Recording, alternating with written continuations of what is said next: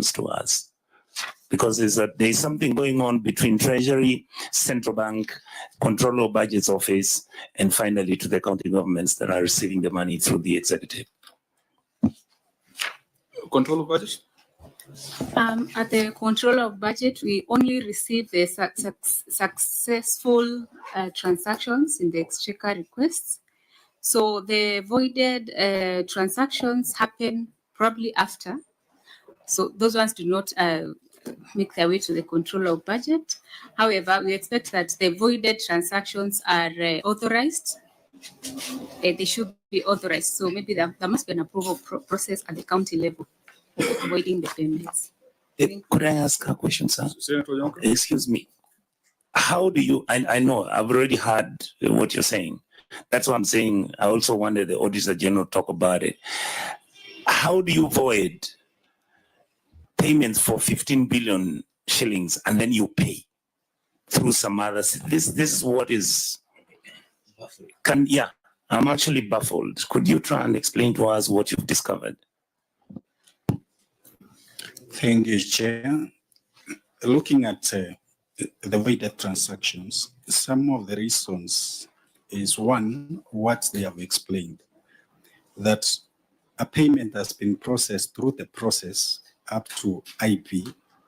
However, that approval for the final payment has not been granted either by COP, to lack of funds.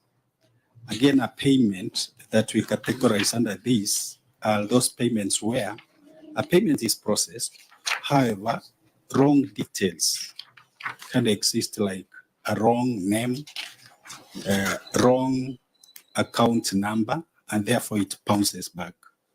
Thank you. Excuse me, Chair. So the three reasons you've given that are most likely supposed to be consequential out of this exercise, in your simple, common Wananchi's language, what can you explain to me is actually happening to these transactions? Because number one, you cannot pay something that doesn't have the account number that is proper, isn't it? Number two, if the payment has been authorized and the fund and the requisition for payment goes to the Controller of Budgets Office, if the money isn't there, because you see, if IFMIS doesn't ask you to file a requisition if there's no money.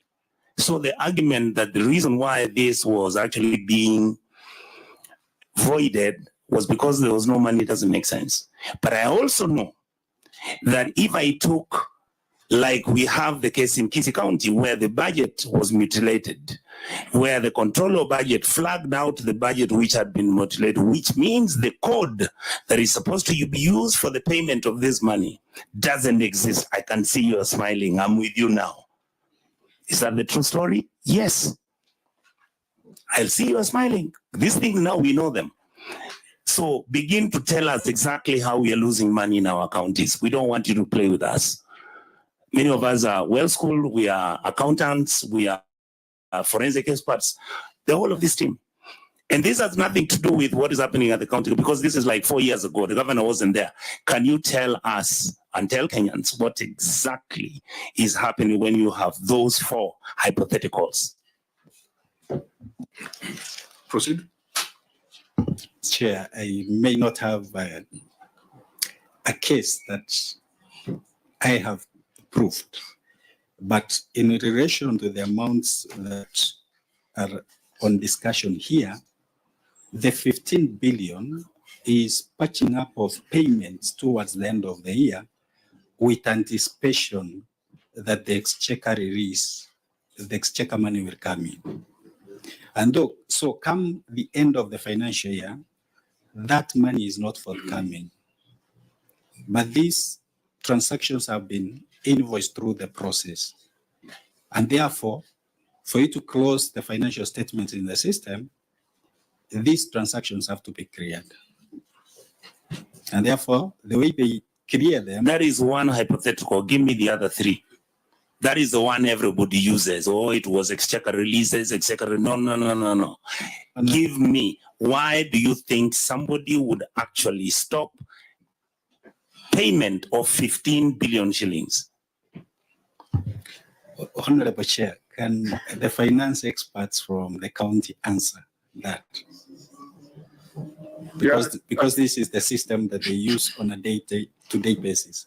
I am having a problem even with the county because you had said there was no documentary evidence provided to support authorization and reasons for invalidation. The county says it is attached. We can't see it. We can't see it. Governor, why did you choose not to provide that to the Senate? Because I'd really like to see that authorization to invalidate 15 billion or to void 15 billion worth of transactions. I'd really like to see that.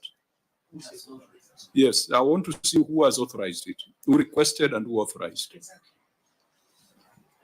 Chair, In your response, you have said the authority to void transactions has been provided. I'd really like to see that. Yes, Chair, I can confirm that this was provided to the auditors. I have a letter dated 3rd August 2022 addressed to the Director, IFMIS Department, National Treasury, requesting for voiding rights for officers working within the county treasury, and 5 of them are listed with their PF numbers, their ID numbers, and email addresses. And the letter was signed by then Acting Head of County Treasury, Mr. Joseph Gadhiaka. So, And the response? That is a request? So normally in practice, Chairman, once a letter is written, I've not seen a response back from IFMIS indicating that the rights have been granted. Usually within the stipulated time of 7 days, they issue the rights, and once the officers access And the system, 7 days would have fallen on the date of election. they're able to deal. What was happening on 3rd of August 2022? On the 8th. Chair, usually for clearing systems, again, based on experience, No, what significant activity was happening in the week of the 7 days from 3rd of August? Those 7 days that you expected to get response. What was happening in the country? there was an election. Yes. Yeah, but I cannot fully ascertain the happenings then. But Why would one choose to void 15 billion worth of transactions on election week? 6 days.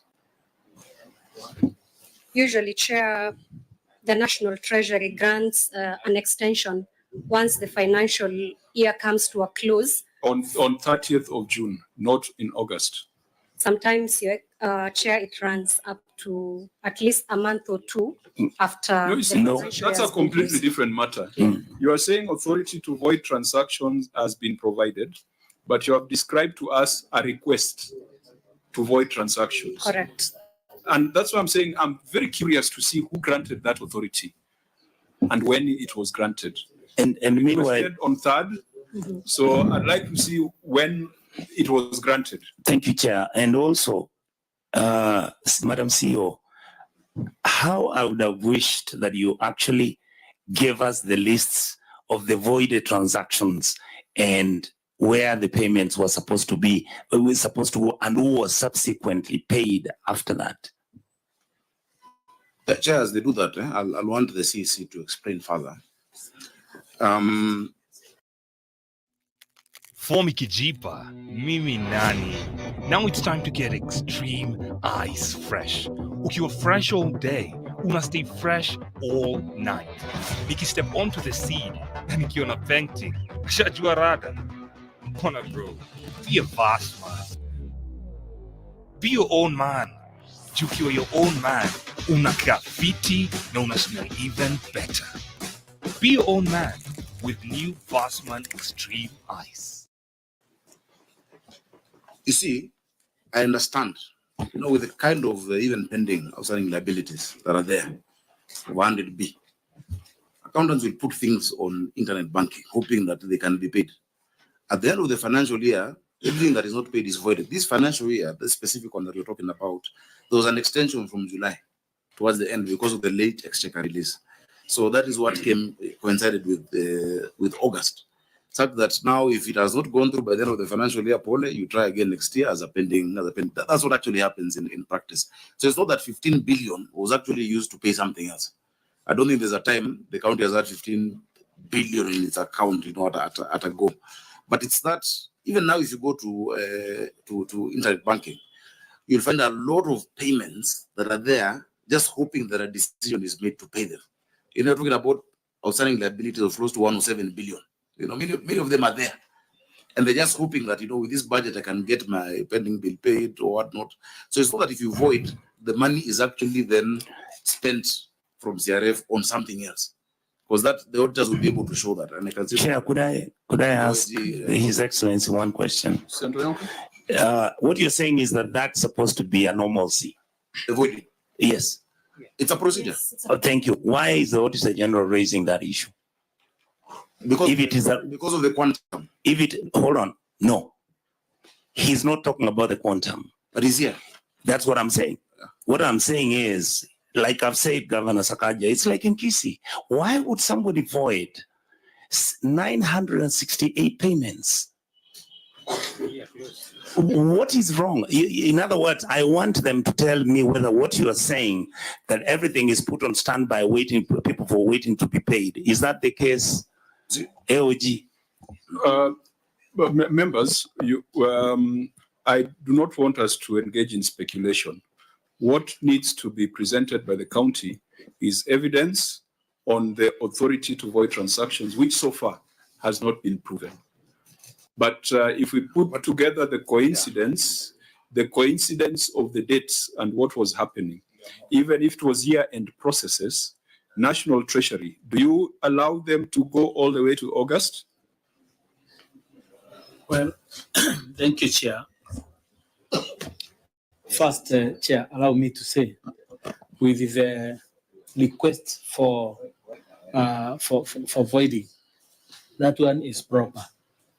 And Chair, I've always been saying that payment in accounting is continuous. And to avoid this issue of delayed exchequer, we usually advise county governments to continue processing up to IB level. So if the end of the financial period, then the exchequer has not been released, the only best way to do it is to seek for approval to void. And Chair, on the question you have asked whether we allow, issues of voiding is not standardized. It depends with the needs of a county government. So the county government can request for voiding even in August or even in July. It depends the need that has occasioned the county government to request for such a facility, which we give temporarily and close. When they make the request, how do you action? Do you respond? Is there a user change request form that is filled? Because that must be part of the controls.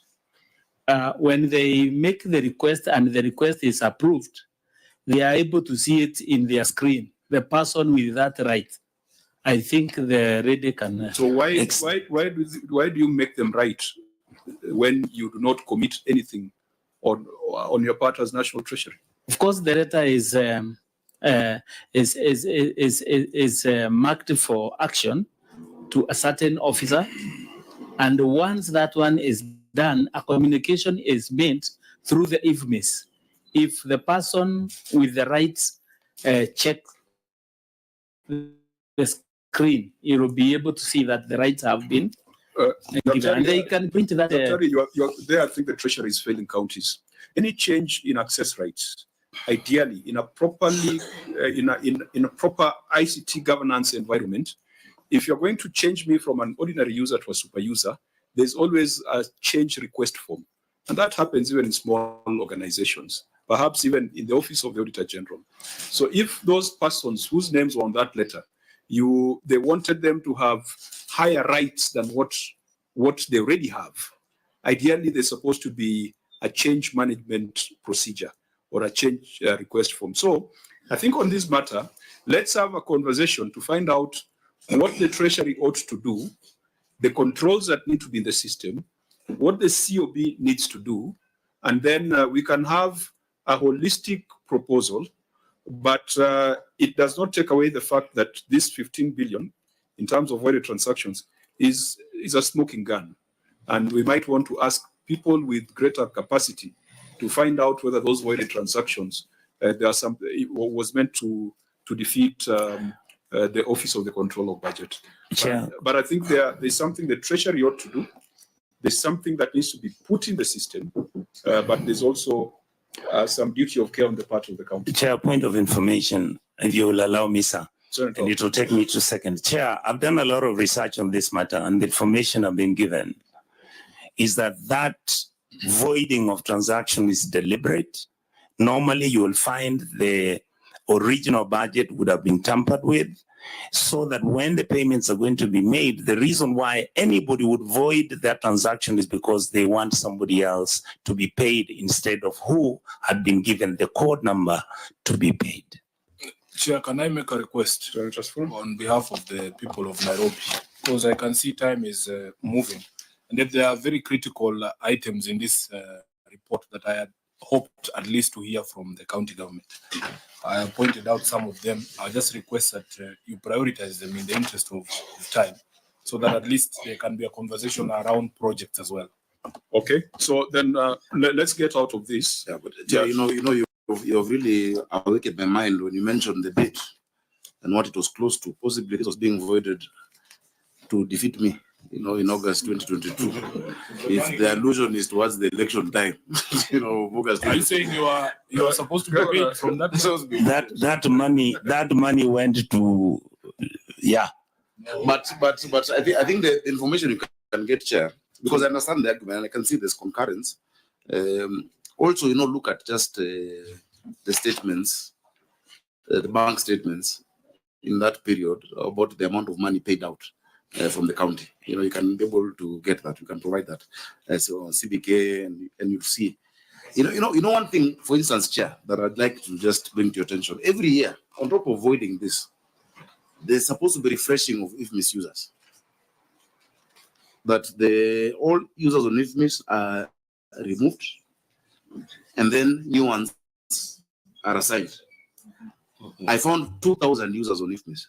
Chair, 2,000. 2,000 what?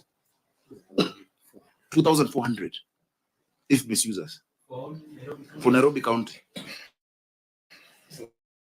Yes. Even dead people. Even dead people who've moved. And so I removed all of them just this last financial year, so that every sector can have the specific number required with the different stages. But you can imagine 2,400 users. And that time, you remember, procurement was also manual. So procurement is manual. You have all these users hanging around in cyber saying, what nikufinye, payment yako, That's why I left this Senate to go to become governor of Nairobi, to sort out these things. Because that was the situation. You cannot have all those users. Somebody can create a procurement process from scratch at River Road. Get an LPO, you create even things that are not even on budget until the delivery note is done. Today, we're on e-procurement. Everything from the beginning to the end has to go through that process. And if there must be an exemption in situations where you need to do it manually, it must be approved in cabinet. Governor, let's leave it there. I think we've got a live matter that the EACC, I think it's in court, must have been in Kilifi, where the persons with rights to the system created transactions and made payments in the middle of the night because of unfettered rights in the system. So there must be a conversation around that, using the Kilifi case as an example and the Nairobi case. So I think members will have to deliberate on this and maybe come up with some proactive recommendations. The next one is irregularities in procurement of transferred services. Yes, so that is not close to new. On that one, there's a question that Treasury must answer, because automatically they should remove these users. What was happening with Nairobi? No, we'll come to that. We agree with you. And that's why I said there's something for CFB to do, something for Treasury to do, and something for the county to do. The next issue is irregularities in procurement of transferred services. And I think the key question the Auditor General is asking is that while health was transferred, the county still made an award for supply of drugs for 75 million to 2 companies but the supporting documents have not been provided. Governor, your response on record does not answer the query by the Auditor General. You're saying it was a pending bill to KEMSA incurred by Nairobi City County. Give us the details of what was supplied. Give us the details of the invoices. Give us the details of the payment vouchers. Otherwise, we will say that this money of 75.9 million was stolen. CFO. Chairman, we tried sourcing for support documentation on the payments cited by the auditors, but we could not, these documentations were not available to us, and therefore we will leave this matter to the committee for further guidance. So this looks like theft of 75.9 million under the guise of medical supplies, and we shall be asking the EFCC to be with us on this so this money is recovered. Dr. Munywa? Allow me to explain this.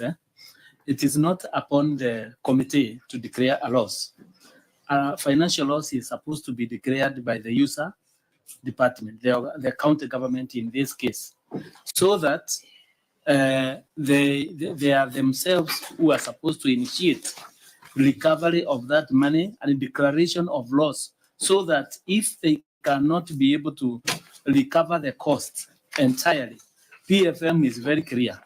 They should look for the person who occasioned it through the security agencies. I agree with you, Dr. We shall direct the county executive to take measures to recover the lost funds. I think that's how we should frame it. It is a county executive to take measures for recovery. The same way we said for the NHIF insurance payment. It is upon them to initiate. I think I don't want us to go into the next issue is misallocation of expenditure and reconciled bank balances, outstanding interest, account payables, deposits and retentions. May I ask, Governor, whether the signatory to these financial statements, Martha Wambugo, is still in the county? Yes, yes, Chair. Is Martha present? Still executive. She's right behind me. Martha Wambugo, you're a member of ISPAC. Just give her the microphone. Yes, Chair. I'm a member of ISPAC. For how many years have your financial statements attracted an adverse opinion? For the last, since the county government started. Have you been signing the financial statements during that duration? For a period of 2 years. For the 3 years, what has been your score? Adverse and.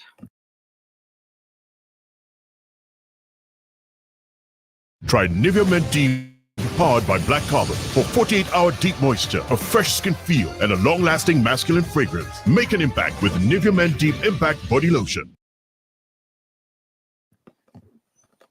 Disclaimer. So, would you sit proudly before the Senate with that kind of verdict?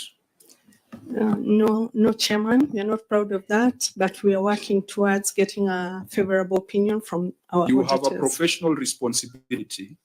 Yes, a professional responsibility that is personal. It is not about who was governor then. It is not about who was CC then. You, as a member of the Institute of Certified Public Accountants, member number 5435, you have signed financial statements for 3 consecutive financial years, which have either been disclaimed or been rendered to be adverse. Why do you think you should be trusted to manage public resources? Thank you, Chair. As a member of the Institute and with my team members, we've been doing our best to provide financial statements as required. But given the circumstances, some of the issues have not been supported.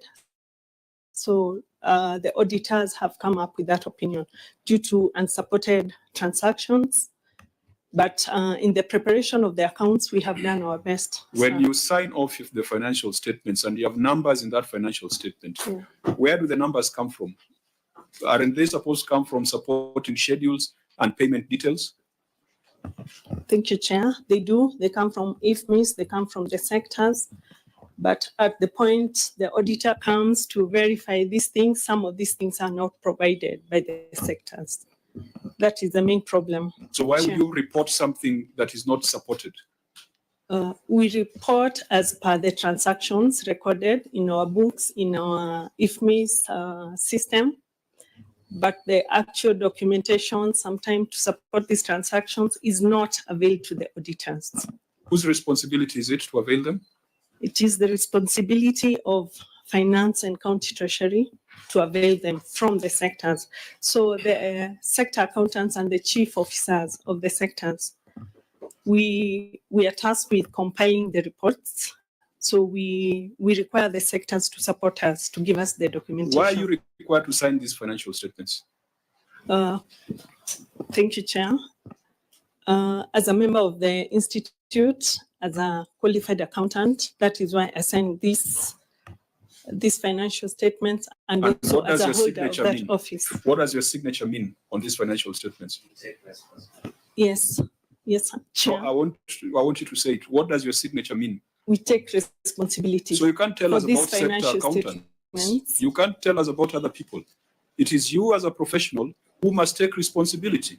And if you do not agree with the numbers they're giving you, you do not sign. Because as a professional, you cannot sign something that is not accurate. Why should we not refer you to the Institute for Disciplinary Action alongside the others who have gotten adverse opinions? Thank you, Chair. As I said before, as a sector, as the finance sector and the county treasury, we compile the figures from sectors, from the state, from the IFMIS, and our vote books.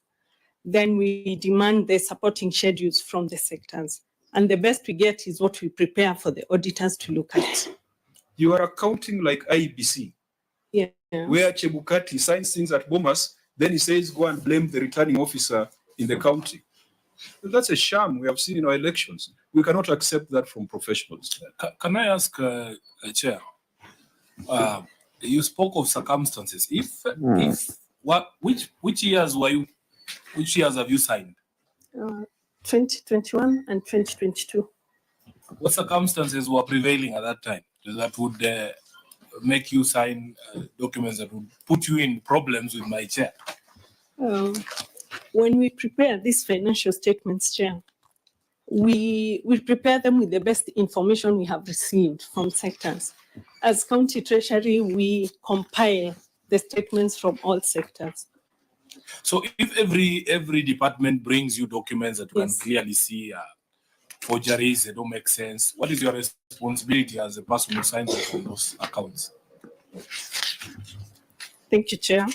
Our responsibility is to confirm the information we get from sectors.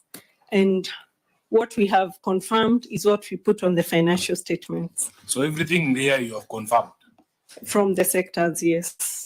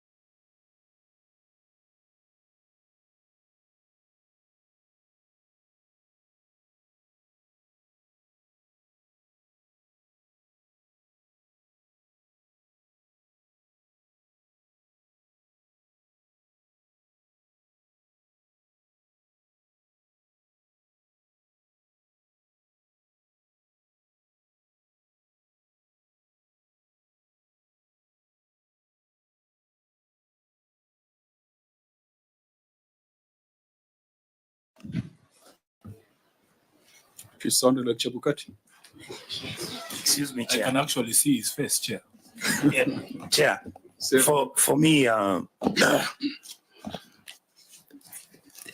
this is what is wrong with our systems. This is wrong. This is the reason why devolution is dying. You ain't brave enough not to do your job. You ain't brave enough to stand up to the stealing that goes on. All right? The governor was not there. You guys were the custodians. Sasa umebeba mkia. That is where we are. And we are not going to fall back on these issues. Because you can't bring documents here which mean nothing to us. And then you assume all of us are dunderheads. We know nothing, we see nothing. Who are you protecting? This is where we are. We are really feeling frustrated. And yet you look like you know what you're doing. You sound like you're well schooled. Imagine, I just feel like you throw away the water with the baby. Senator Cherarke. Maybe Auditor General, you have finished 22-23. How does it look like through the chair? 22-23. What was the opinion? Chair, the opinion is adverse. Again. And again, it's the gracious lady who signed the financial statements? No, Chair. Who signed this time round? Governor, you may want to tell us who signed the financial statements for 22-23?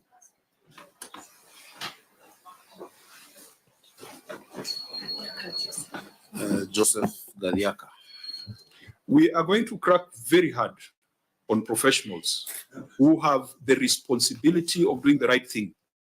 And they don't do the right thing and they assume it's business as usual. Yeah, you have seen what has happened in your county assembly, and we are seeing the same kind of situation in the county executive. And again, Governor, it does not have to take the Senate to talk to your staff. I mean, you should shield them by making sure that you take administrative action or training, so that when you come here, you're telling us, you know, we had some problems, but I've already asked the Treasury to train my people. And so there's going to be an improvement. But we are not going to allow them to hide behind the governors. If you've got a professional responsibility, accounting, HR, procurement, we shall come for you directly through your professional body. Can I? Chair, it is not finished. Maybe before the governor speaks, Madam Mother Wambugu, you are aware if this was a private sector, this has to have formed the ground for your sacking or firing from the entity. Are you aware when you get adverse? I think it's only in public sector where you are rewarded. Are you aware of the implication of adverse opinion? I am, Senator. Yeah? I am aware, Senator. Okay. Chair. Governor, what are you doing, internally? You've had disclaimers since the onset of devolution, and then it has gone to adverse opinions, and your first year in office, it's still an adverse opinion. What are you doing? What's the conversation on capacity? Chair, thank you. Thank you. Chair, this is why I am the governor of Nairobi now. From 2013 to 2018, 13-14 financial year, 14-15, 15-16, 16-17, 17-18, and 18-19, Nairobi County got disclaimer opinion. Yeah, that it was just terrible, completely. And you remember this is coming from the council, then the first county government. So 13-14 to 18-19 was disclaimer. From 19-20 up until now, it has been adverse. The things were, and that is why we took the bull by the horns to go for this position, to say, okay, look, what is the systemic problem? For you to have an adverse opinion, there are many things that are carried forward over the years. The story on pending bills will always be in every audit report. There are things that are carried along that you need to find closure with the Office of the Auditor General for it to move. In fact, it is in this time that Nairobi has gotten its first ever qualified opinion on anything. That is the liquor. The alcoholic drinks, the liquor board. The report for 2023 is qualified. Chair, those are the improvements that we are making in the city. You can't imagine that would have come in after 6 years of disclaimer and then adverse, that I would just come and wave a magic wand and suddenly it becomes qualified. The improvements we're making, for instance, I've told you about the if misusers that we were having. I've told you about e-procurement, you know, the using the revenue reporting modules that are on IFMIS, modules that have never been used. If you have time, we can take you through exactly what we're doing to improve, to make sure now the next financial year becomes better. Of course, the first one, when you get in, you find it's the same people doing the same things, carrying on the same issues. Those changes are made as you progress. The chief officer, for instance, became chief officer in February of 2002-2003 financial year. You know, there was a chief officer before that. There was an entire structure before that. We've been doing trainings. We're talking to these professionals. We're paying for them the continuous professional development.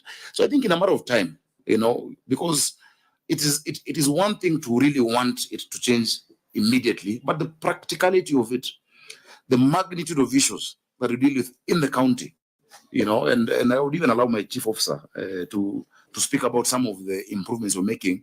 It takes more than 19 months, Chair. And I'm sure even the next audit will start looking better. If we already moved qualified, by the time we're done, we will have an unqualified report, Chair, possibly even in the next 2 financial years.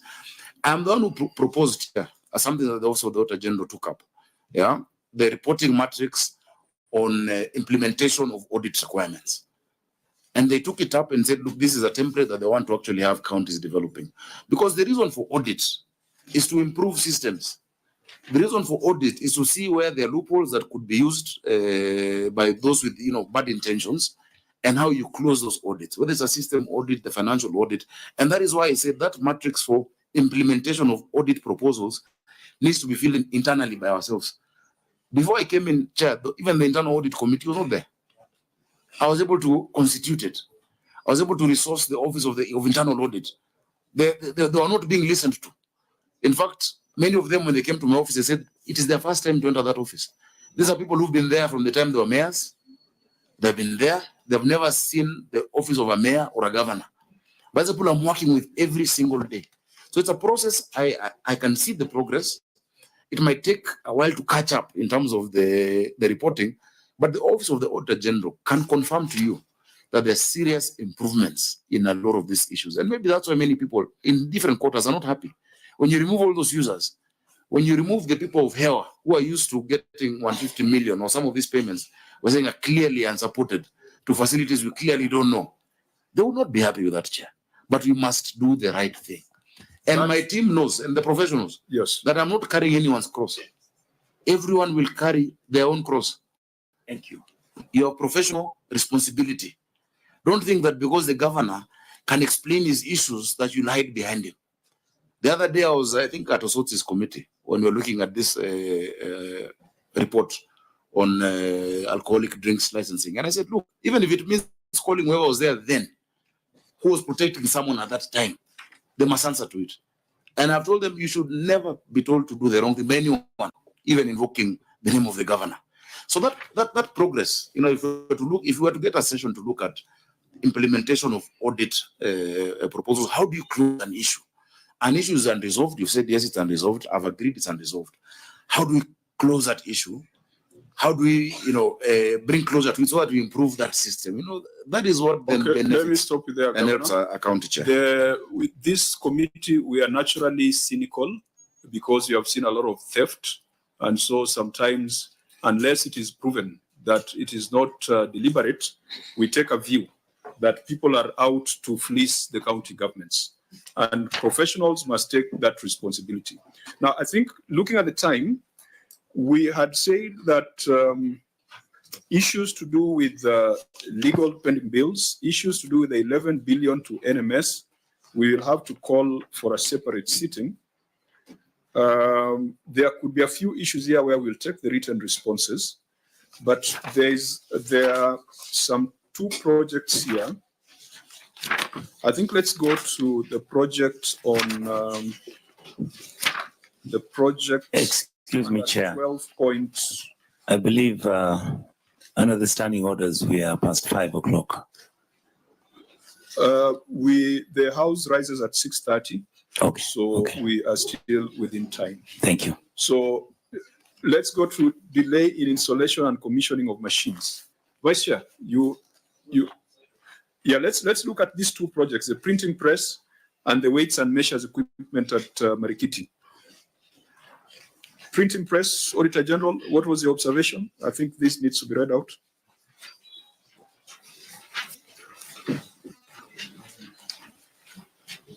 It is on page 20 of your audit report. I think that is under lawfulness. Under the report on lawfulness. Issue number 11, delay in installation and commissioning of machines. Printing press.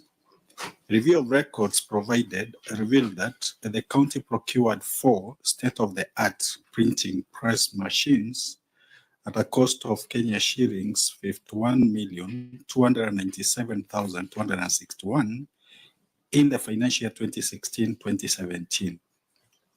Fiscal verification carried out revealed that although the machines were delivered, 3 of the machines, perfect binder, Kenya shillings 10,025,743, offset printing machine, Kenya shillings 14,410,000, and Galtine machine, Kenya shillings 7,575,286, had not been installed. 5 years after their procurements. Management's explanation was that the machine's height was more than the height of the ceiling of offices in Nairobi City Hall. And as a result, they could not fit, putting into question if feasibility study and user requisition and specification had been carried out before initiation of the purchase. Thank you, Chair. Governor, may you read your response? Chair, my response is as presented in the document. Just read it, because the Auditor General also read it. Read their finding. I'll ask the CC Finance to read that response. I'll explain. Space for installation of the 3 machines was identified at the basement of main city hall. The 3 machines are, as had been pointed out, offset just printing machine. Your management response first. The 3 machines are offset printing machine, guillotine cutting machine, and a perfect binding machine. The requisition was done and forwarded to the procurement for award. Advertisement for award was done on the 18th of March, 2024, and no one met the requirements. Advertisement of the same was done on 8th April and closes on 14th April, 2024. What was the requisition that was done? What was it for? Let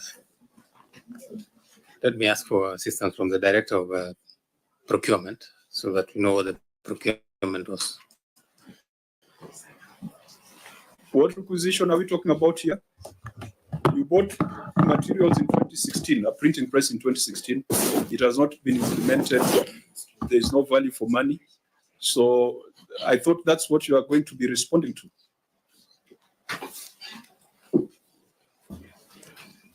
Chair, the machines were bought, but the place where they were to be installed was not sufficient for the machines. So they were looking for a place where the installation could be done, which has not been done up to date. What was the basement of main city hall supposed to do? What are you supposed to be doing at the basement?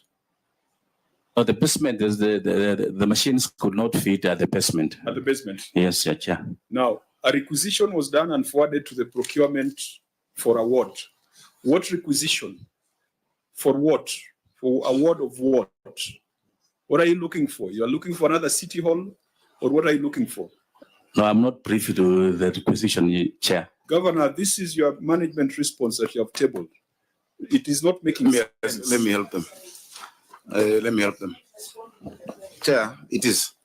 First of all, I doubt the machines are still state of the art. You know, this is the problem I'm telling you we're dealing with. when you find something procured in 16, 17, Governor, and has not been used. Governor, I'm explaining no, what. no, order. Let me guide you. Because of time and because of the mood of the house, just tell us. The procurement is for retrofitting part of the basement to be a printing room, because the issue is the height. You'd have to demolish, almost break columns at the current printing room for these machines to fit.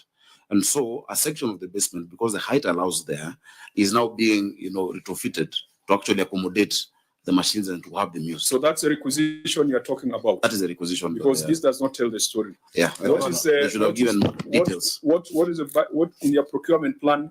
How much is that supposed to cost? I don't have that information here with me, Chair, but you can check. No, by the time you advertise the award, then it means there was a procurement plan. Yes. So what is the amount? What was the provision? Head of supply chain?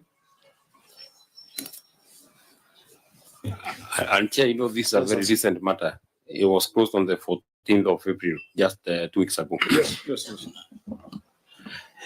Chair, the QS was to look for the funds and the drawings before installation. So advertisement was done on 18th of March. Can you do advertisement before you have done without a procurement plan? Actually, Chair, it is criminal to. I'll confirm, Chair, because it was given, but I don't have the information. Are you the head of supply chain? I'm the head of supply chain. Are you a member of the institute? I'm a member of.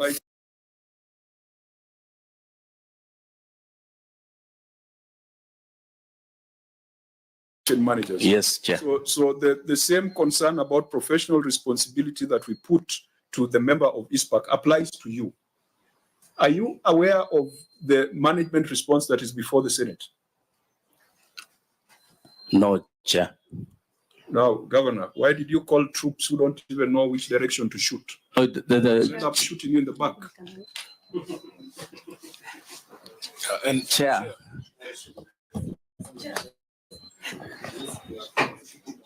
I think the last, is it the last line of the paragraph on the audit query is very clear, because the question is feasibility study and user requisition and specification was not carried out before initiation of the purchase. What they should have done is to provide that information, according to me. I don't know. Yeah? And again, just to give us what has been bought, so that we are sure those things were bought. We don't even know whether those things are bought or not, or rather delivered. We are dealing with 51 million Kenya shillings, so it's not pocket change. I think this for me should be one of the most embarrassing things I've ever had. You live in a bed sitter and you go and buy a 6x6 bed.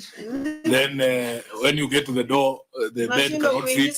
Then you advertise a tender to demolish one of the walls so that the bed can fit. I think it is very embarrassing. It's terrible. And Governor, that is why I invite to be governor to sort out such things. Yes, but this was the year 16, 17. It's still a problem. Chair, if it's you allow me getting worse.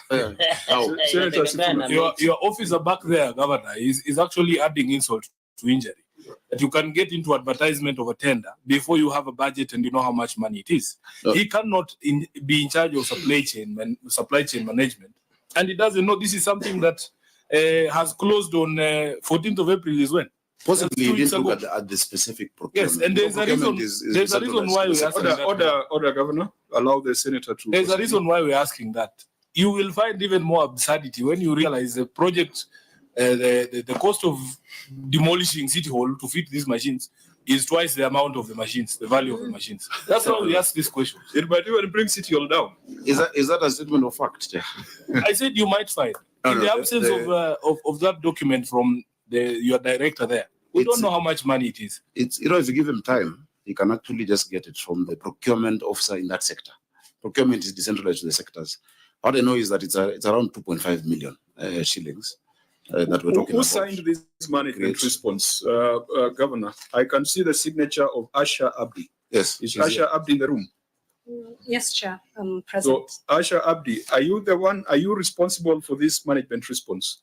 Yes, I have submitted. Of course, it is a governor's response, but you're the one who put it together. Yes. What are you telling us here? Chair, maybe I can just shed light on this.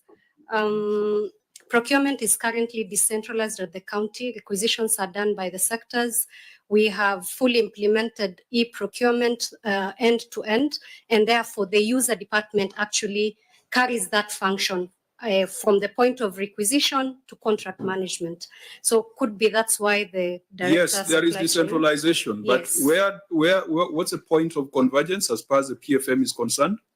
The director supply chain management. Yes, so you cannot run away from that responsibility. Where you delegate duties, responsibility still remains. Accountability, and is it accountability or responsibility? Remains at the center. So tell us, you have spent 51 million to buy a printing press in 2016, 2017. Perhaps some of you are not in the county government. What are you doing to make this thing work? So if I can answer the question, one, we do not do any advertisement unless there's a budget provision for it, simply because if you're doing e-procurement, then there's no way you can advertise for a project without a budget. So the budget for this project is actually 2.5 million. It is at initial stages of procurement. Advertisement was actually done on 8th of April and closed on 14th April. We are yet to close on this tender, but at least the procurement process has started to ensure that these machines are actually put to use because the services are required by the county. What was the intended objective of this? Of this machine. Of this machine? The printing machines. Yes. Printing. So, Chair, if I can. Sorry, yeah, just explain. The amount of money spent. Exactly. Yeah, because it's a value for money question. Actually, it's a value for money question. And I believe the thought behind this was to ensure that the county minimizes its recurrent expenditure on printing. From experience, every sector was actually outsourcing for printing services and spending quite colossal amounts of money to suppliers, while these services could easily have been provided in-house. So that is the reason behind. I have an indication of how much we spend every year on printing services. I don't have that information at the moment, but we can have it availed, Senator. Why must it be only at the basement and not in any of your other county government facilities? Currently, there is availability of space at the City Hall basement. Chair, the governor But you have to spend millions to make it ready. The governor has hosted us in some of the rooms at City Hall. They have very high ceilings. I don't know why we need to demolish basements. There's nothing being demolished. The 2.5 million is to create space for it, at the basement. I love the printing request. The printing needs. I think I want us to, Governor, please crack the whip on your team. This thing, you have inherited a skunk, but you are still carrying it around. You need to get rid of it because 51 million in 2016, obsolescence, whatever, if it's technology, if it had movable parts, if there's been no service, if it's not been used for that duration, you will go and repurpose your bed sitter, then you find that the thing is not working. Yes, Chair, you can imagine an entire term of office of somebody and the NMS and everything in between didn't even use these machines. This is from 16, 17. So 17, 18, 18, 19, these are 51 million of Kenyans money, yet people are still printing things. In fact, you must check if there are printers who are connected to people who get that contract to keep printing and make the machine deliberately not work. So what we're coming to do is to say, okay, look, we have these machines, can we make them work? Chair, when I got in our data center, for instance, had not been utilized. It was not being utilized. World Bank spent so much money in making us have a proper data center. Now that we've activated it and put all whatever we need to use it for, is only realizing these machines brought to us during Kidero's time are now getting obsolete.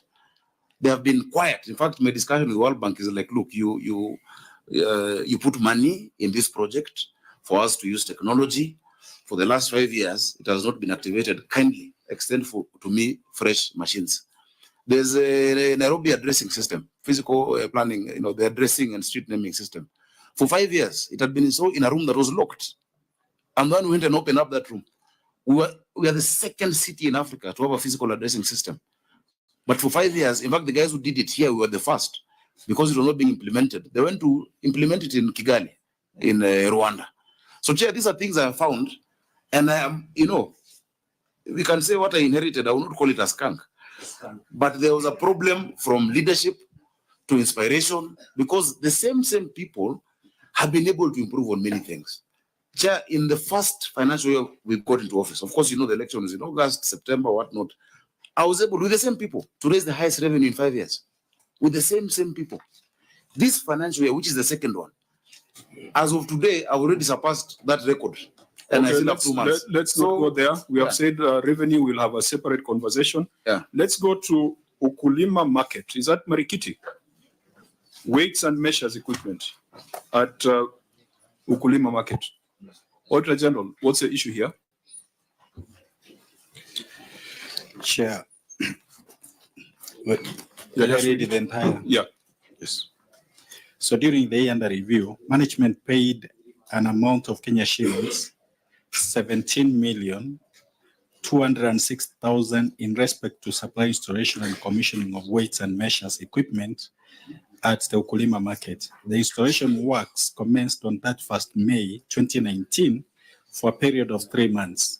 The scope of works included foundation civil works, costing, weight office building works, supply of weight bridge deck and sensors, CCTV system, setup costing, equipment installation and calibration, 4 dormant platforms, and 10 electronic counter scales. Physical inspection of the markets carried out in the month of November 2022 revealed that machines with a cost of Kenya shilling 7,696,000, comprising of equipment installation and calibration, 4 dormant platforms, and 10 electronic counter scales had not been installed. Further, it was observed that the partial machines which have been installed did not have enough space for vehicle to negotiate corners, since the entry point to the market was occupied by a private developer. Further, the market has never been put into use, and this exposed the already completed works to vandalism and deterioration. In addition, whereas the works had been supervised by Nairobi Metropolitan Services, the payment for the works was made by the Nairobi City County Executive. No evidence was provided to confirm that NMS had authorized the county to pay. In the circumstance, it was not possible to confirm value for money of expenditure totaling to Kenya shillings 17,206,000. Thank you, Chair. What's the county's response? CFO. Thank you, Chair. Contract for supply, delivery, installation, and commissioning of weights and measures equipment was awarded to Gokan Technical Services Limited in the month of October 2016 with a price schedule. The installation works commenced on 31st May 2019 for a period of 3 months, and the scope included foundation civil works, way office building works, supply of way bridge decks and sensors, CCTV system setup and equipment installation and calibration. These works were indeed supervised by engineers from the then NMS, as evidenced by Annex 1 attached on appointment of resident engineer by the Director, Public Works and Transport. Supply of 4 dormant platforms and 10 electronic counter scales were done through the delivery note by the contractor to the County General Stores on the 27th July 2018, Annex 2 attached.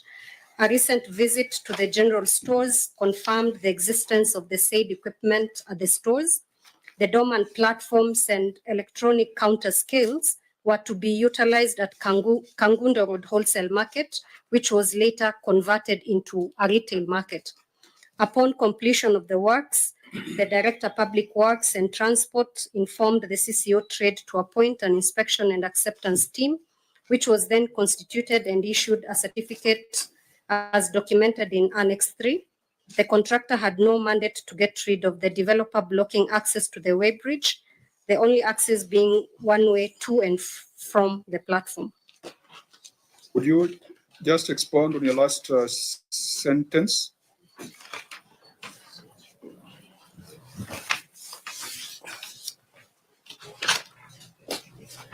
Chair, the last sentence, the last paragraph, basically just highlights appointment of an inspection and acceptance team to ensure that those supplies were actually delivered at The last stores. sentence.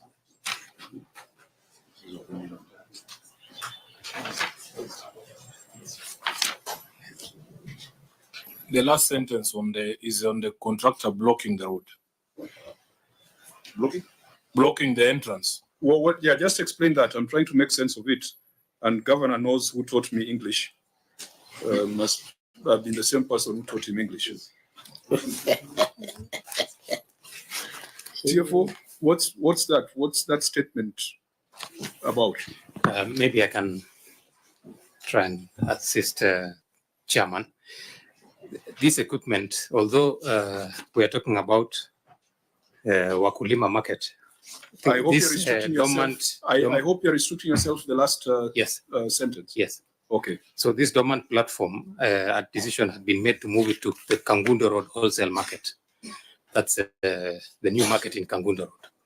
But the way the market was designed, there was where the market was built, and then there was an area outside that was supposed to provide access. But there was a building there that I think there had been negotiations about how it could be gotten rid of. Not a county building, but a building that was owned by a private person. So this last sentence is the fact that because that building was standing, there was no access to take that equipment into that Kangundo Road market. And Chair, as of today, that building has since been demolished.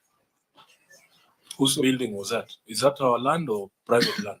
It was county land, but over the years, somebody had built private. Honorable Governor, when you say the contractor did not have the mandate to get rid of a developer, that mandate is with somebody in this room to reclaim public land. Yeah, so Kangundo Road Market, in the middle there was a building, what we used to call Mamauru building. And there was, back and forth in terms of her compensation. She made it political, the former president, etc. But we finally brought down the building. Before you do a demolition, sometimes you have to get concurrence from the regional police and whatnot, the administration. And so you'd find one side pulling back. But we made a firm decision. We've since demolished that building because she had been compensated a different site. The market is very vibrant now, but it needs this, weighing machines because there's a component of wholesale that we're doing on that side. So that has been done, and so this installation should be going on for the weighbridge because that is why we demolished the building. But Vice Chair, Governor, so the question was, I think it was under public participation. That this one was supposed to be Ukulima market. So what happens to your people who wanted to have this service within Ukulima market? Since what you had procured on behalf of Ukulima market, you are taking it into Kangundo. Number two, who incurred this private developer? Was she or he? You said he for she or she for he. Was he or she compensated, or you just demolished and that was it? And now you have access to this Kangundo market. And finally, my final question is, so on these aspects, are there that you are able to put in Ukulima market? Like there were so many like CCTV system, equipment standard calibration, 10 electronic counter scales. Are you taking all of it to Kangundo, or some were put in Ukulima market to ensure the service of your people are then gotten within the Ukulima, because I would have expected that by the time it was being procured, or you are here with us, then by the time it was being procured, there was a need assessment for that Ukulima market. Thank you, Chair. Senator Mithi.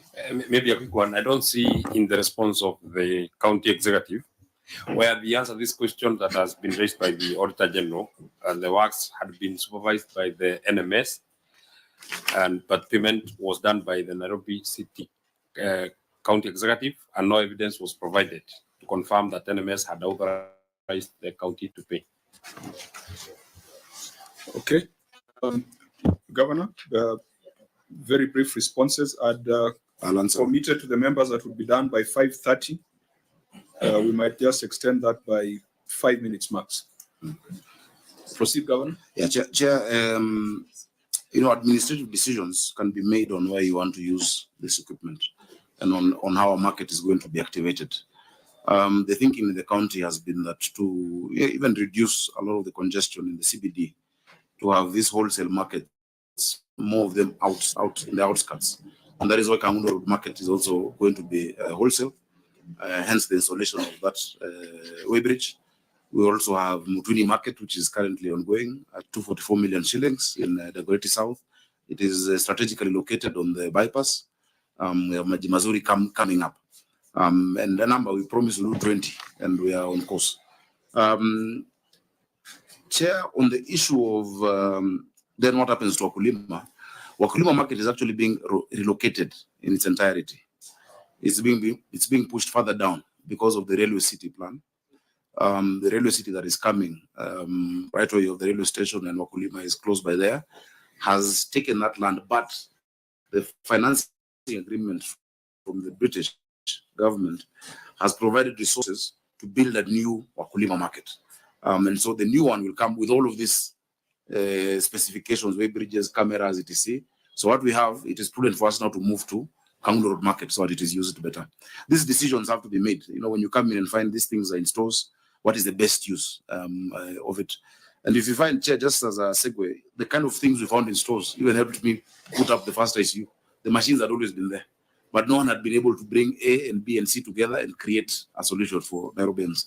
Chair, on the question of the NMS payment, that the works was supervised by NMS, but payment done by the city county executive. I'll ask because I've not seen that response. I'll ask the chief officer of finance or the CEC to just respond on that. Though I know there are a number of issues that you'll find.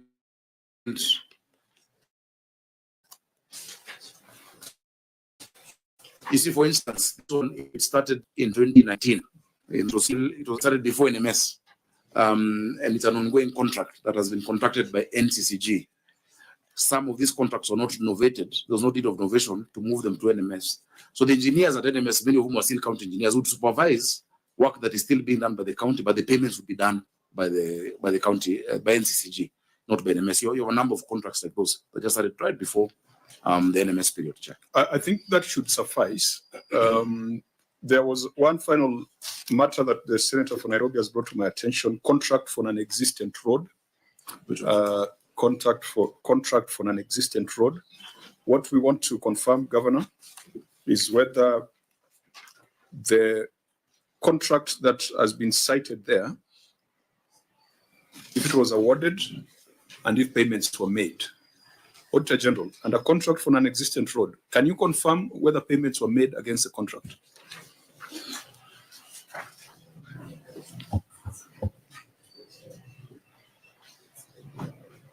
You have cited contract for an existent road.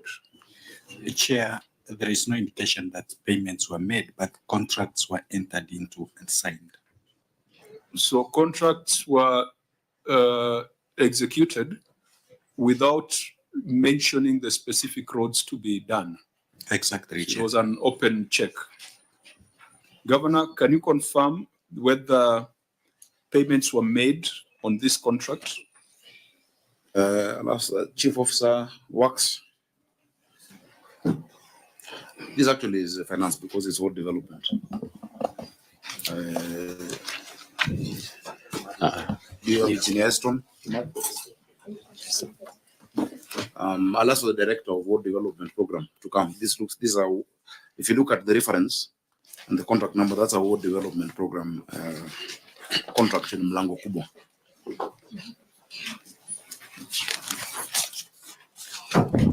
Just confirm whether payments were made for these non-existent roads. That's what I've asked for. The director. Is it the gentleman joining us now? Just sit down.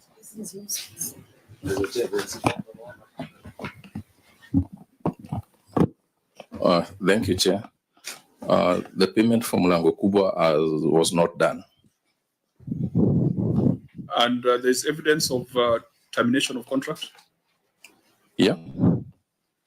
So shouldn't that then shouldn't that have been provided to the Auditor General so that it stops being alarming?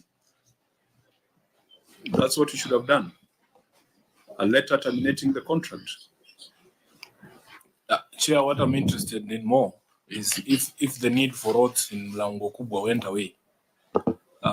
Because if it didn't, then we should be seeing fresh procurement, because the response from the governor there is that the contractor failed to commence works, and perhaps that would be the basis for termination of contract. But I'm sure the roads are still needed. So what has been done since then? There's still WDP projects in Mlango Kubwa. There are quite a number. I think the engineer Kimathi, in fact, I was supposed to open one this week that's completed. But engineer Kimathi can give us a list of the ongoing and completed projects. 2019-20 is a while back. I know the current MCA and the ward committees there have, certain projects that we are undertaking, including roads.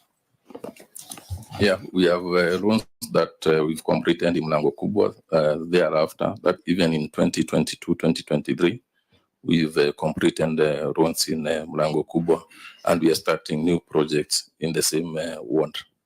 So the issue of the need for the road is still there, and we are continuing with that, the program, the one development program.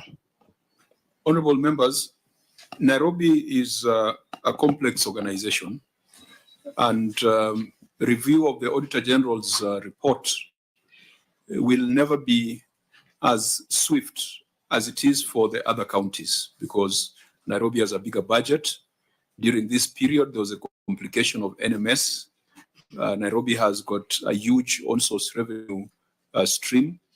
And that is why at the beginning, we agreed that we must, to provide closure to the 2 financial years, we must still have a conversation on revenue to look at the 8.9 billion that Nairobi received. And we must also have another conversation with NMS to account for the 11 billion that was transferred to the NMS. I want to propose that the issues that we have not interrogated orally, we will look at the written responses for both financial years, where the Auditor General feels that there is a very material matter that needs further clarification. We will put those issues together so that when we come back for the interrogation of the revenue statement, or when we come back for the interrogation of the 11 billion NMS transfer, then we can deal with the remnants that require further clarification by the county government.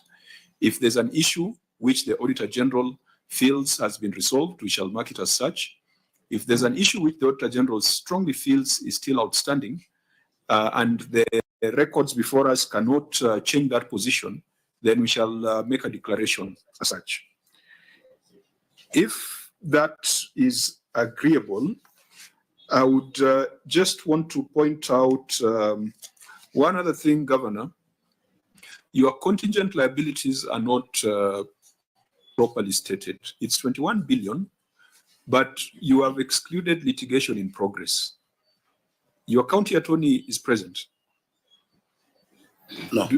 The county solicitor is here. How many matters are active and live in court for and against the county government of Nairobi?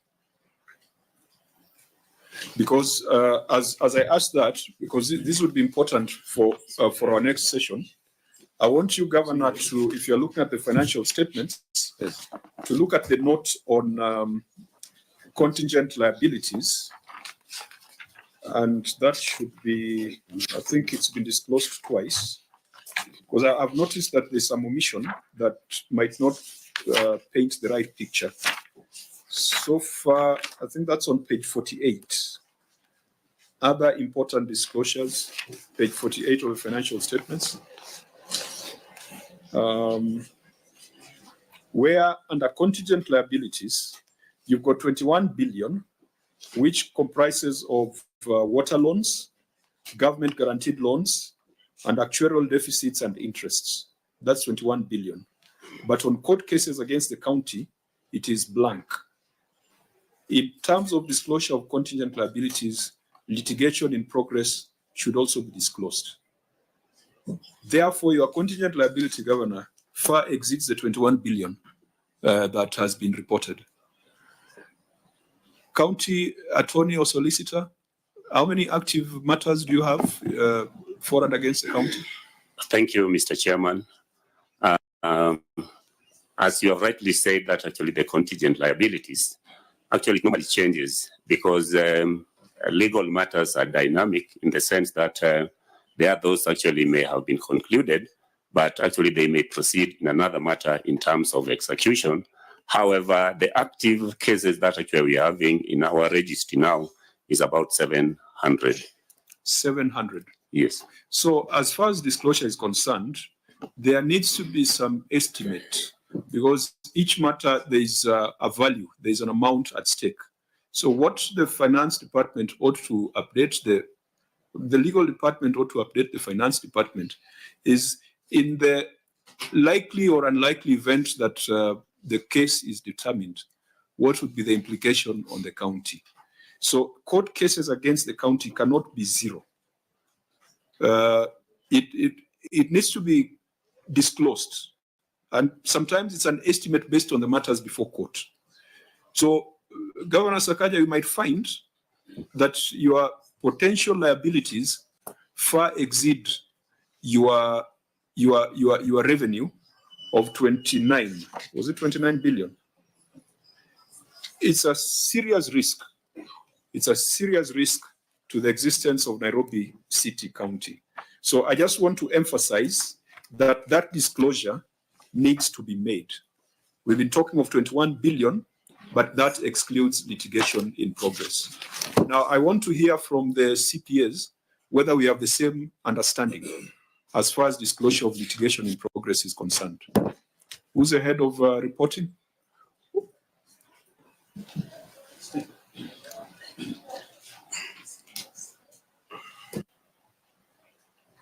Thank you, Chair. Thank you, Chair. The 21 billion pending this for legal, these are determined cases. Some of them are decreed or sums are garnishee orders.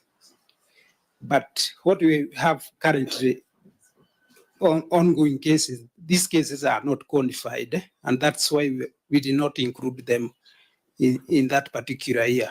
Auditor General, how do you treat litigation in progress?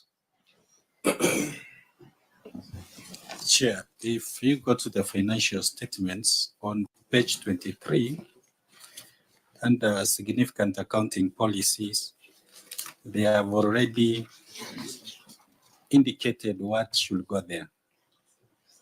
One of it, if I read, is a possible obligation that arises from past event and whose existence will be confirmed only by occurrence or non-occurrence of one or more uncertain future events, not wholly within the control of the entity.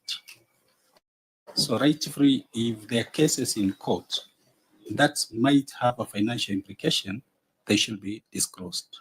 You are also a member of the institute? Yes, Chair.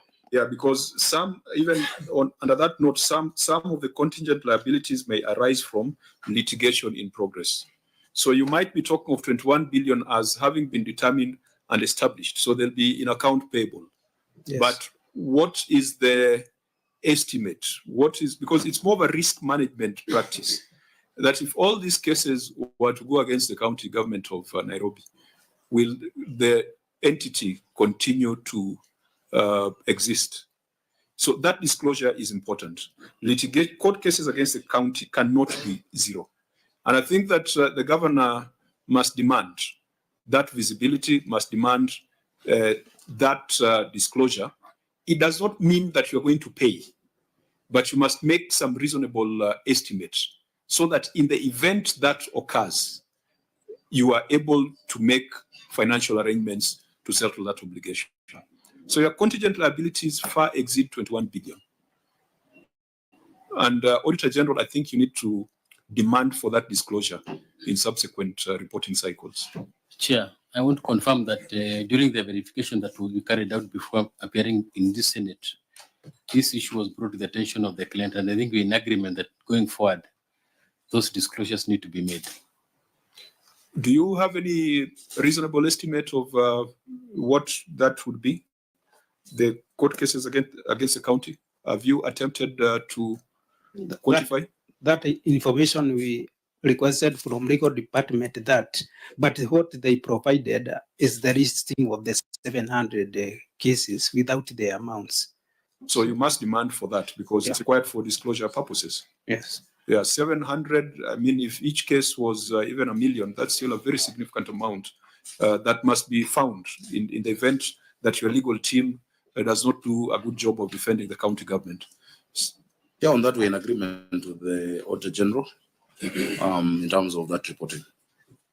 Okay, so then let's bring this conversation to a close, but with the rider that there's still some things that we need to query further, the ROR, the NMS, and if there's any residual matter that requires the confirmation by the governor.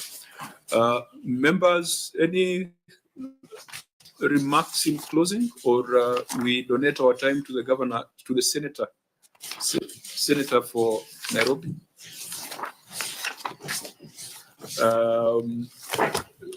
Yes, okay. Just a request, Chair. Just a quick one. Yes, sir. As much as we appreciate what Governor Sakaja did, please, Mombasa is not in very good shape. Mombasa Road is not in very good shape. Do something about Mombasa Road. That is the face of this country. That is the Ministry of Roads and Transport. I'd like to send Chair K to deal with that. CS Murkomen should be the one doing that. Thank you. But he's busy in Finrolls and Arambe, so unfortunately, it's not the purview of the governor. Senator Onyonga. Thank you. My chair, I want to say just two things. Governor Sakaja, I want to say thank you for coming for this meeting because it's been a meeting we wanted to hold. I've only one very important request to make to you. You're amongst the young leaders who've been given an opportunity. The expectation is very high on you. I really wish that you do your best. I know you mean well because I've been with you for now, I think 3 days, Chair, going through different committees and listening to you. I hope that the team sitting behind you, I hope that team understands that we are not joking anymore. We will hold you to account and we want Nairobi to be a very good city. Thank you, sir. Now, okay. Senator Dulo. 2 minutes. Okay. I must say that you have tried. Yeah. I think for the last one, is it 1 week or for the last week, we had counties appeared before us. And majority of the governors were referring the response to their chief officers and CECs. But from what we are seeing today, I must say you have tried. Keep it up. It looks like you are actually on top of things.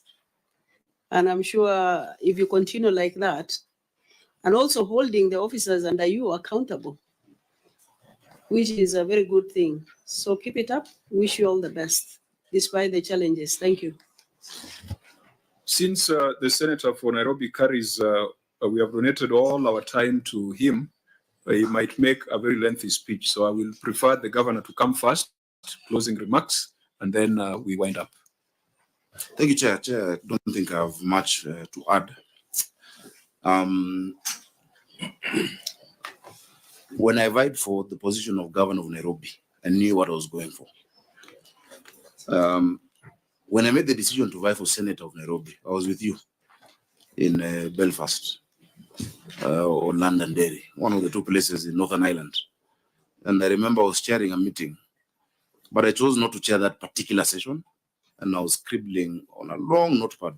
That time we were in the same committee. You're a senator, I was a member of the National Assembly, but chair of the Cohesion Committee and Equal Opportunities. I understand my city of Nairobi. For many years, our city has been on a free fall, especially following 1992 elections, when the ruling party then lost grip of the capital. And so there's been a lot of systemic decline in our city over those years, whether it is in matters of land, in matters of fiduciary, issues. And so when I took this task, I knew what I was going to face and what is ahead of me. As you've seen, from 2013 to 2018, Nairobi has been getting disclaimer opinions. It's been a mess. From 2018 to 2022 has been also equally a problem. But when you're faced with such a task, what do? You summon the best that you can put together. Of course, you believe in God, but you must have a plan on how to sort out this city. This city will be sorted out by ourselves. And that's what I keep telling my team. It is true. Most of the staff in the county, apart from the chief officers and not all chief officers, some chief officers had even been there and I promoted them. But apart from chief officers, CECs and advisors, most of the staff have been there.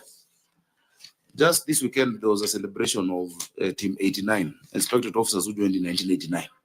And many are there, some have retired. 35 years ago. To bring change, there is no instant thing you can do. It is an ideal situation, but there is no magic wand that is waved to change a city like Nairobi.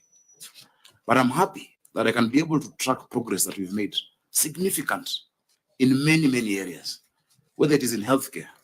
Share in healthcare, we have things that have never been seen before. Nairobi had no ICU. Kenyatta is what used to be seen as our ICU. We have now more than one intensive care unit. The lifts at Pumwani last worked when I was born, Chair. Now they are back working. Our ladies can go to theater. We've introduced the position of CEOs in our hospitals. And there's been transformation because we just had boards and medical superintendents. Medical superintendents are doctors. And so sometimes they may not look at the holistic nature of running a hospital from the gate to the customer service, to supply chain, to the issues of human resource, to technology. Those changes are taking time, but they're being felt. In 10 years, from 2013 to the time I became governor, scholarships and bursaries in Nairobi were given worth 3 billion.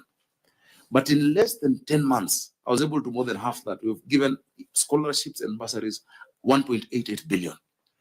People around this city who had never felt the county, they had never felt devolution, now are wondering, also, actually, my child can get a bursary thrice a year. It used to be given once in 3 years. Now it's given 3 times a year. Every term, 2.5 million first term, 2.5 million second term, 2 million third term. 1 out of 4 children in Nairobi were not going to school because of hunger, Chair.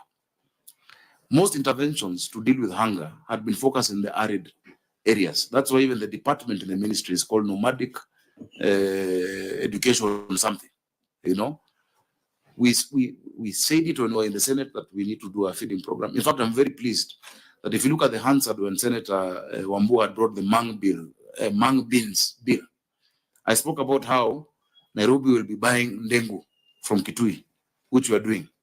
Chair, in less than a year, we're able to build 10 kitchens. We're able now to feed 184,000 children every single day at 5 shillings. We've been able to get significant support towards that program. School enrollment has gone up from 250,000 to 310,000 just in the second phase of the school feeding program.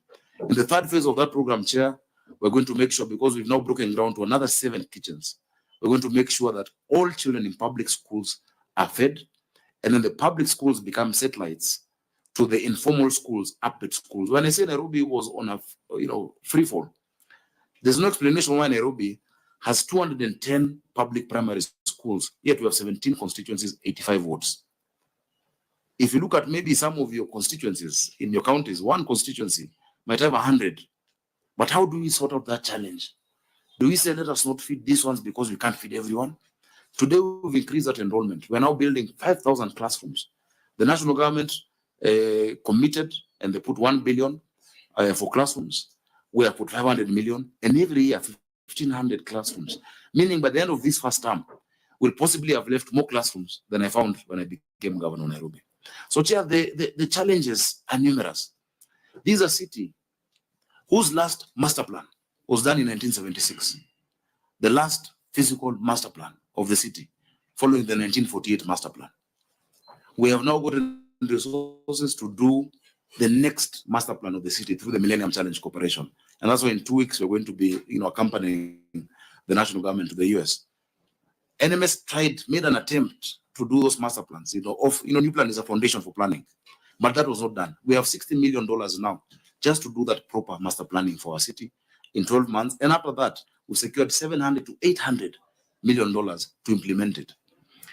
A city that had not been planned looking forward, of course, would have the challenges that we see today, that there's no water. People are wondering, Chairman, why is it that the dams are full of water, but the water rationing is going on? And when you try to explain that, very few then understand that, first of all the water that we receive in Nairobi must be treated through a treatment plant. In fact, because of the rain in Gatere Forest and the debris in the Chania River, our production capacity at Ngedu has moved down from 18,700 cubic meters per hour to 17,400. And that's why we're able to get NOS to go and clear, help us clear that. Because of that lack of planning, Chair, as I go to conclude, I know I've taken time, Nairobi had only 4 sources of this water that we talk about. 3 of them done by the colonialists.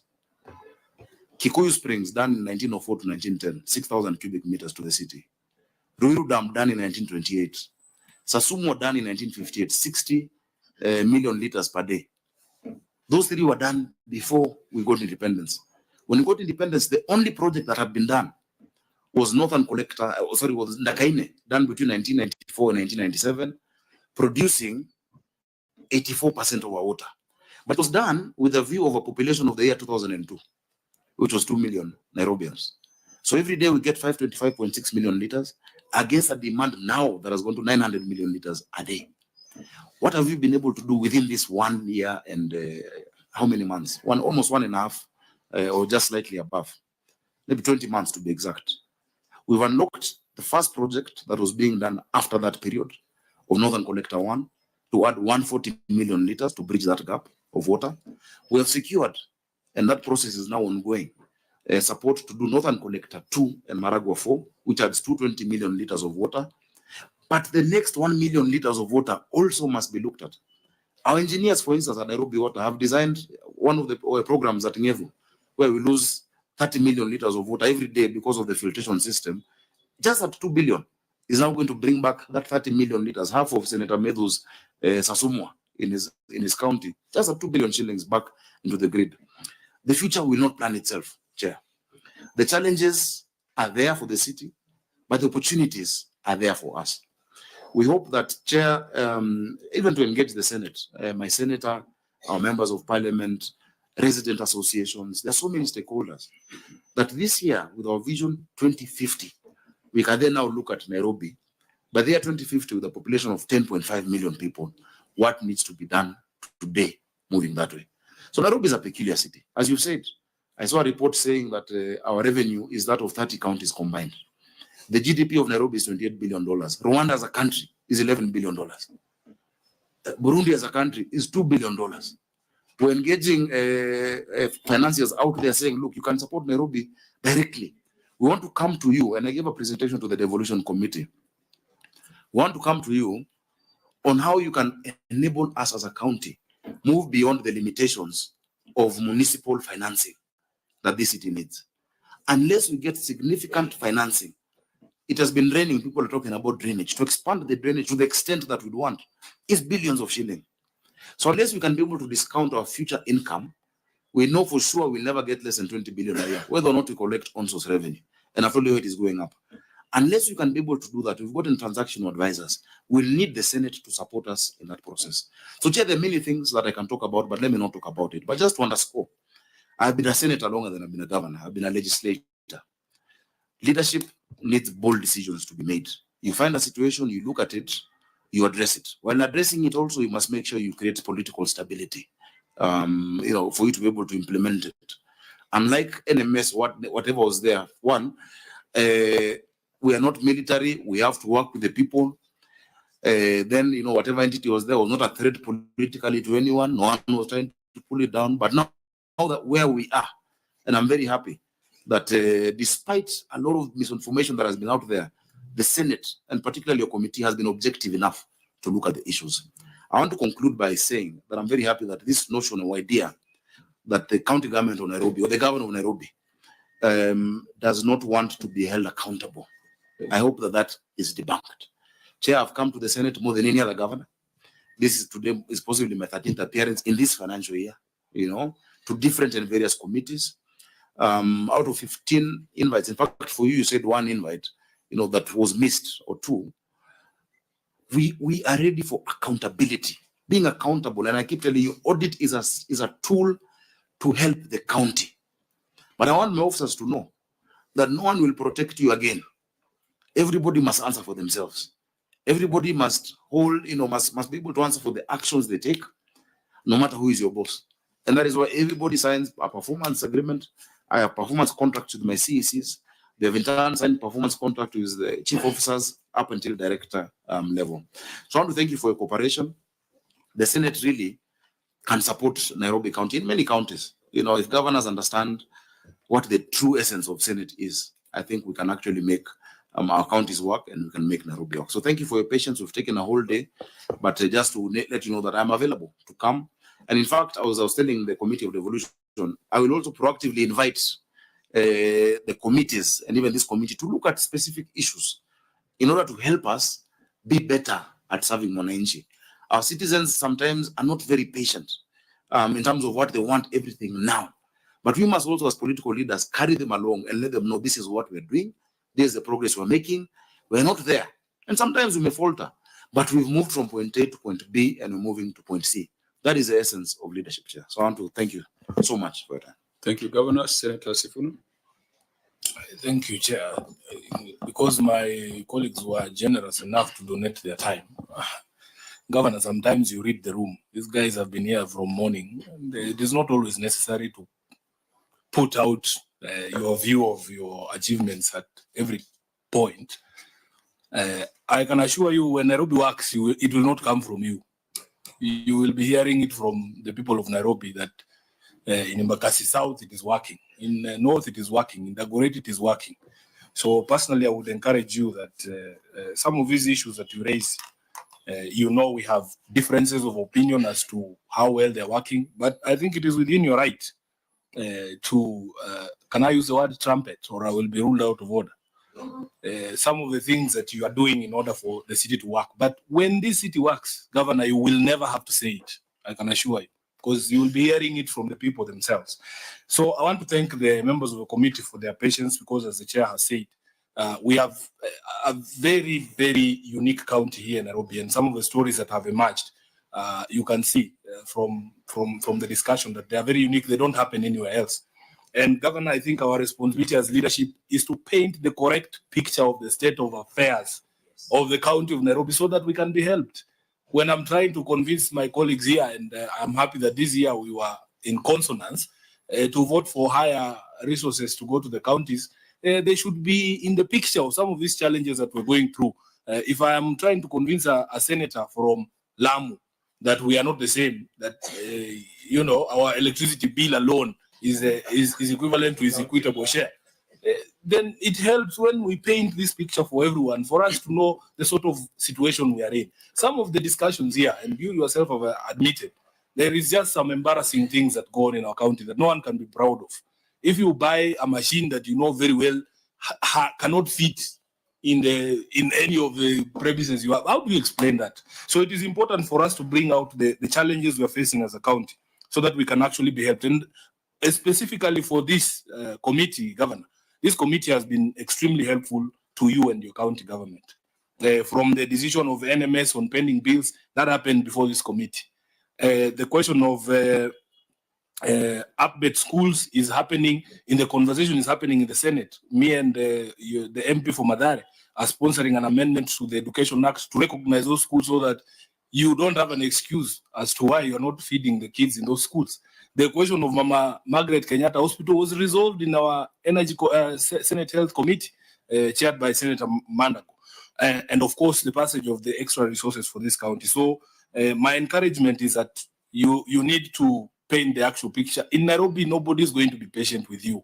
It doesn't matter how many times you repeat that it's only been 1.5 years. This is one of those counties that you build the boat as you sail, because nobody is going to wait for you. At the end of the day, somebody who requires those services, the roads, the medicine, the healthcare, is not going to sit back and say, oh, by the way, our governor is still dealing with the NMS problems. We must work on these problems progressively as we move on. So for me, really, I don't want to speak further than that. We just hope that finally we will unlock the formula to make sure that this city works. I thank you, Chair.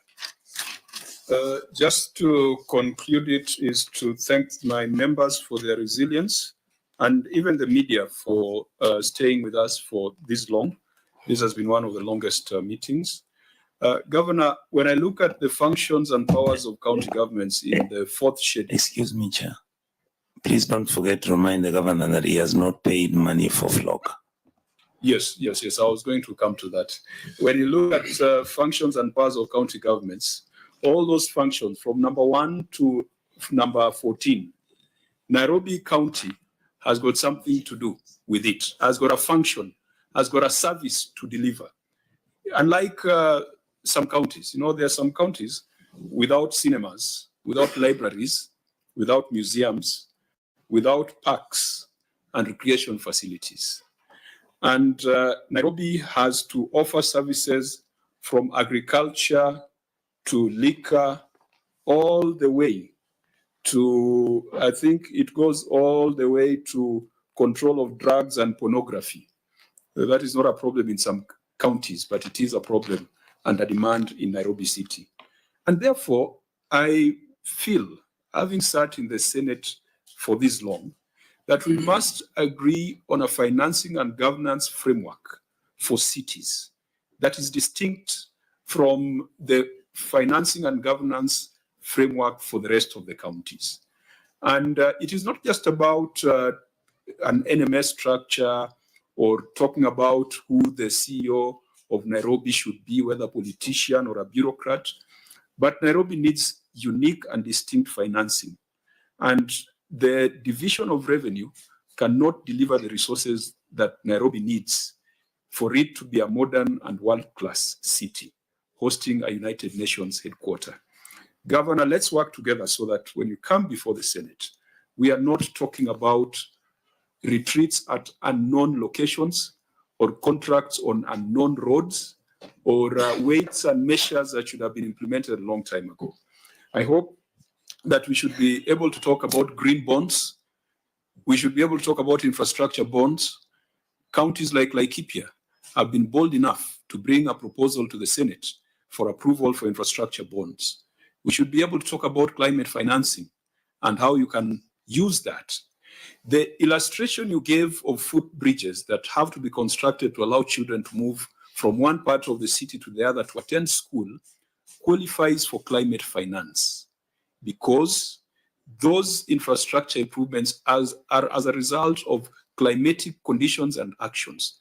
That would be put in the books of accounts as climate finance. So there's a lot of money, but if we are still counting pennies and cents, And if you are still talking about voided transactions and lack of reconciliation, I would really like the Senate to engage with the governor of Nairobi on bigger things, bigger ideas to unlock financing, and bigger ideas to ensure that the people who live in Nairobi find it to be a hospitable and beautiful place.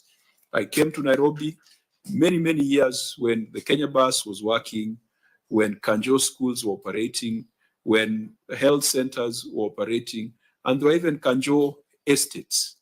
What is it that our forefathers could do that we cannot do today? And we are better educated, and we should be richer now. It should worry us that in the past, the Kanjo of the past could even run primary schools and secondary schools. And for us now with ECDs, we are struggling.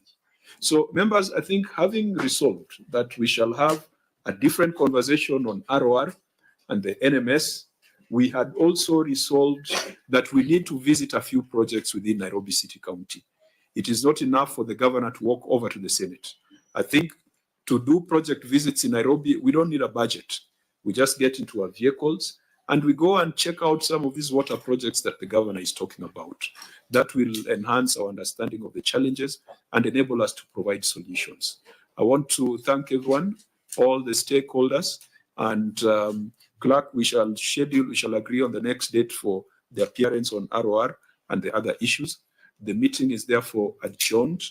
We had meetings scheduled for tomorrow. I think we have received a letter seeking for postponement. We shall deal with it accordingly. So the meeting is adjourned till Thursday.